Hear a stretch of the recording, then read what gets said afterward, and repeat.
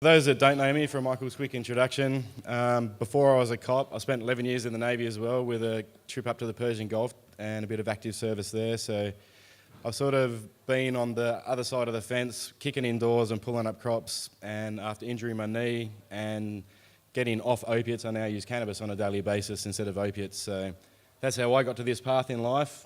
And what I'm going to do today is give you a quick presentation on the last year of advocacy in Australia and what's happened and what we've been able to do as advocates and people that are talking about it. Okay, so this time last year we had no federal legislation. We had 0 states with medicinal cannabis legislation and 0 states with recreational cannabis legislation. Don't mention recreational. Now we have it federally legalised to grow for medicinal and scientific purposes.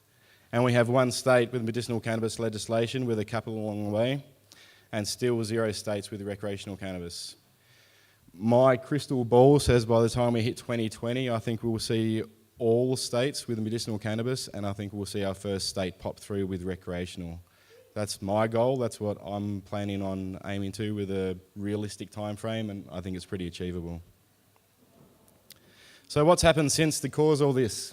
Okay, so July 2015, as you know, the New South Wales government committed $9 million to support medicinal cannabis trials, and that was after the Lambert Institute as well started up at the University of New South Wales with a $34 million donation from the Lambert family, which is fantastic.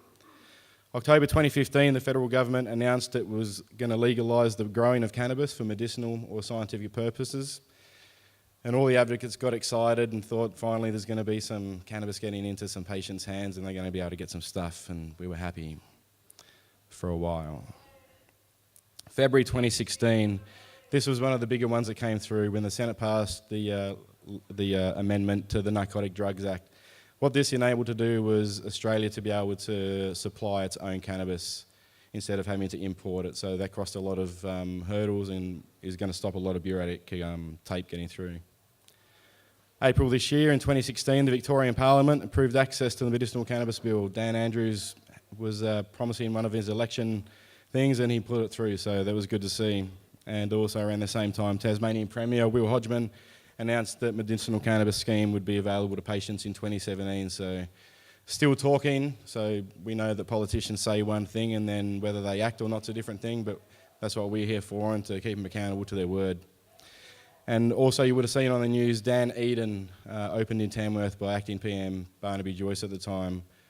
So we're getting confusing messages as well. We're seeing politicians condoning places opening up that are going to be growing cannabis, and we've still got states that are going to be ramping up drug prohibition and putting harder, stricter ties on it. So there's still a lot of confusion out there. So what about the other states? WA, Premier Colin Barnett favours medicinal cannabis, in some cases cancer and pain, but continues to be an observer of the New South Wales trials. This is a fairly familiar theme among politicians. They just like to look and see what everybody else is doing. It's another way of saying, I'm a little bit too hesitant to do anything yet, and I'll see if someone does it first. And in Queensland, you would have seen Premier Anastasia Palaszczuk praises the Queensland Public Health Medicinal Cannabis Bill, which is going to be debated at the moment for public use. So I'm based in South Australia. That's where I live at the moment. I'm a uni student. I'm doing teaching, majoring in science and health, so I'm able to use that when I speak to politicians and that sort of stuff as well. So I don't come across as the Nimbin sort of hippie stereotype with a tie-dyed t-shirt and that sort of stuff.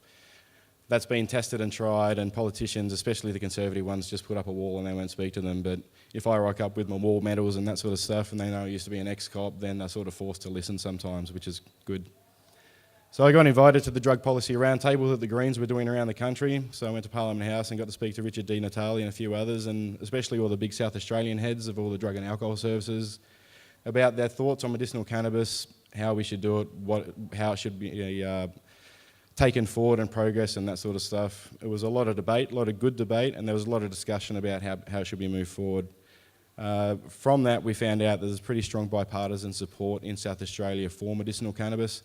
And like I said, you can't even mention recreational cannabis at the moment. No one wants to talk about it, and they'll just refer you to the South Australian Police if you mention it. One of the big things I've noticed when I've been speaking to politicians, last week I got to brief the Minister for Disability, Substance Abuse and Mental Health, Lisa Vlahos. She's a conservative right-wing, I guess you could say, and she's very hard on drugs. But I was managed to personalise the presentation for her so she could see that kids were benefiting from illegal cannabis use and that sort of stuff. I told her all about the cannabis use that I use, how I use it, how much I use, where I get it from, all that sort of thing. Told her that I grew my own plant this year because I can in South Australia, it's decriminalised.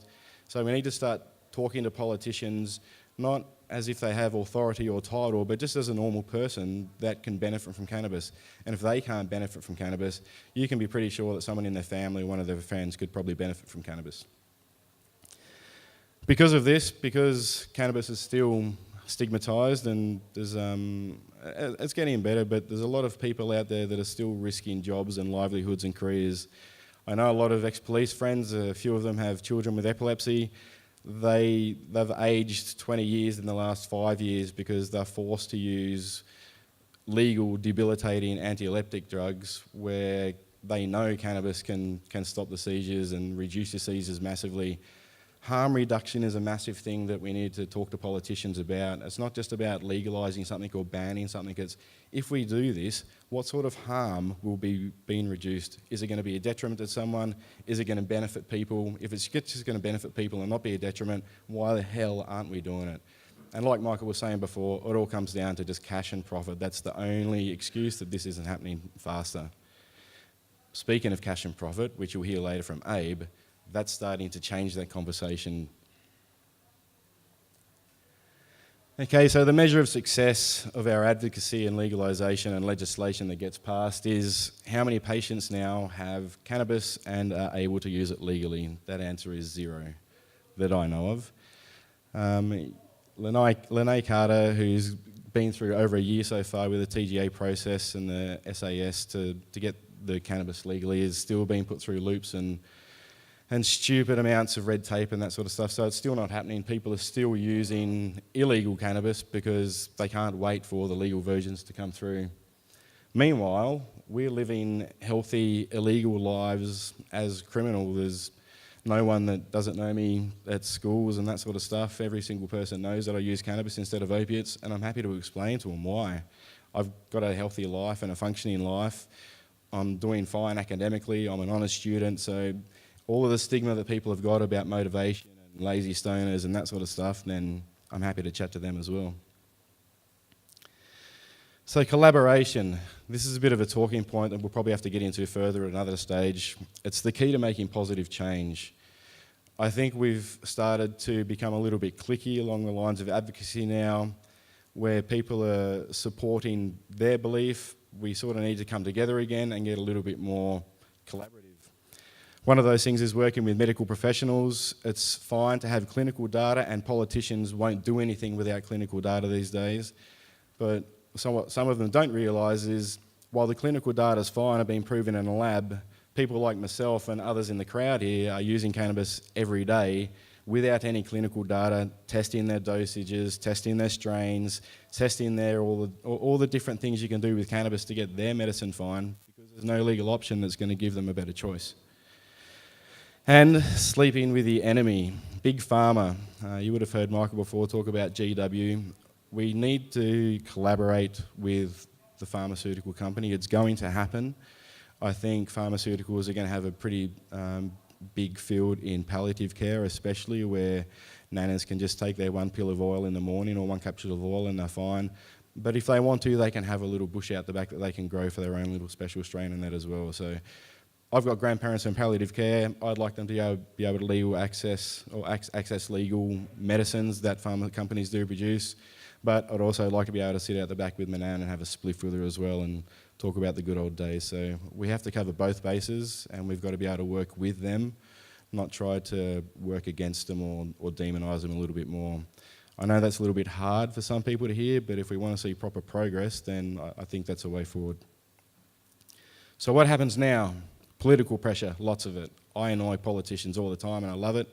I don't really represent anyone, so no one can sack me, no one can fire me, and I can say what I want, and they just have to listen to it. And because I annoy them to the point that they send me an invitation from their office, I can get a connection going and speak to them, like I said before, with Lisa Vlahos, in a personal way where they're not in an authoritative sort of manner. Keeping on top of new science. Everybody has to educate themselves. We can't let it just be one person or two people putting out a lot of information. I know the hemp guys put out a lot of great information. All of it's evidence-based, a lot of it's peer-reviewed, so it's good to keep on top of that as well, because if you're going to be talking about cannabis and someone asks you a question, if you can give them an answer that they can check out and they know you didn't bullshit them, then it's going to be fantastic. They'll be passing that information on to their friends as well. Education, education, and more education, and then some more education as well. I work in education. We need to get people educating it about. We need to stop the whole thing about saying no to drugs and that sort of stuff, and we should be saying no drugs, as in I want to know about drugs. If we teach our kids, and I've got 3 boys, my boys know more about cannabis than probably a lot of people in Parliament. They're 7, 6 and 17 months. The 17-month doesn't know too much just yet. But they need to know about it. I tell them it's a plant that Daddy uses because I don't want to use this pill. This pill can kill me, this pill can kill you, but this plant isn't going to hurt any of us. Once they know about it, it becomes normal for them. It's not going to be a thing that they're going to look at in a stigmatic way in the future. And if they can talk to their friends about it and say, hey, it's cool, it's normal, then there should be no issues with that. Talk to anyone that listens, and talk to anyone that doesn't listen as well. A lot of people shut down sometimes because they don't want to hear the information. Tell them anyway. And get involved. If you can get involved with your community, this is really going to be a grassroots push for advocacy and legalisation now. Once everyone wants it and all the people want it, the government won't have a choice. Otherwise, they'll just start losing elections, and the ones that do support it are the ones that are going to win elections. Just a little thought I'd leave you with. All cannabis use is medicinal, thanks to your endocannabinoid system. The only difference between use is the intent of the consumer. So when we're going to talk about medical and recreational and CBDs and THC and that sort of stuff, your body doesn't care what label is on the jar. And that's something we need to tell politicians as well, and remind them that they've got an endocannabinoid system and how it can regulate the homeostasis of their health. It's just science. We need to get it to them and teach them. Get in touch. That's the end of my quick presentation. I will leave some room for questions. There's my details if anybody would like to get in touch. Are there any questions? No questions. Oh, one up the back.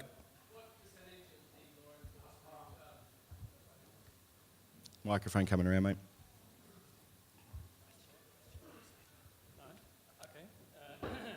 Out of curiosity, there probably aren't formal surveys, but what would your belief be about the opinions of other law enforcement officers about the use of cannabis in the community? Are they generally, Michael was saying some of them have, believe the reefer madness. How many of them are supportive? How many of them are oppositional to it? Yeah, for sure. Out of curiosity. In my experience, I think it's very much the older generation, the baby boomers that were brought up kicking in heads and putting guys out on bail that were dead with their bail papers in their pocket sort of thing, so they didn't have to go through all that sort of crap. Those guys are very much into reefer madness still, and they're the hard ones to try to convince. A lot of the younger ones, though, can see the benefits. I know a lot of police officers with kids with epilepsy and that sort of stuff that are going through this. I get messages from them on a weekly or daily basis sometimes, asking for updates, asking how they get into trials. They're at their wits' end. They're at that point where they're willing to risk their career and their mortgage and their livelihood and friends and that sort of stuff just to see their kids smile and be happy and that sort of stuff again. You've got the White Laws and the Carters and the O'Connells and that sort of stuff. There's so many families that are benefiting from it, all illegally, and then you've got parents that are just waiting because they can't risk losing a job, they can't risk having to miss a mortgage payment and that sort of stuff. Does that answer your question? So if I give you a percentage, probably I'd say 70% would support medicinal cannabis. And I think you can see that as well through the stats that they're doing with that. Just the seizures are starting to go down on a smaller basis, and they're getting involved with a bit more of the commercial stuff with crime gangs and that sort of stuff. But it's growing, definitely, the ones that I speak to, for sure. Any other questions?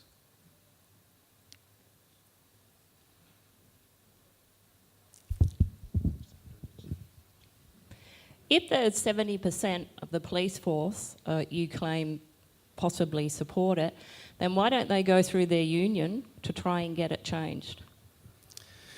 The police are there to enforce the law, not to change it, not to discuss it. When I was in the job, as much as you disagree with any policy and that sort of stuff, it's still your job, and if you don't do your job, they give you the arse. I got the sack from Pohl because I queried policies that needed changing and the ways they treated people and policies and that sort of stuff. So when you start querying stuff, you get marked, and then you have a pretty shit time through the rest of your career, and you have fun with that. But I think the ones that aren't saying anything and approaching the union, like I said before, the stigma behind it then in protecting your job, and at the end of the day, it's an income for them. The uniform comes off for them at the end of the day, and they're normal people with normal kids and that sort of stuff. But any one other person wants to protect their job, and sometimes you can't open your mouth because of a uniform you might wear. And this will be the last question. This is not so much a question, but just a touch on your last slide. When you're feeding the endocannabinoid system, I think it's good to mention that you should consume it orally as well. Like, you really got to eat it, as well as consume THCA, which is from the raw plant. Like, when you can juice it and eat it, then you're fully feeding your endocannabinoid system. I agree. Ingest in all the ways. Hey, thanks very much, Damon. If anyone else has any other questions and they'd really like to keep chatting with Damon, then please head out to the deck out here and chat with him personally. So thank you a million for coming and sharing those thoughts with us. No Very worries. Thanks for having me. inspiring. Thank you.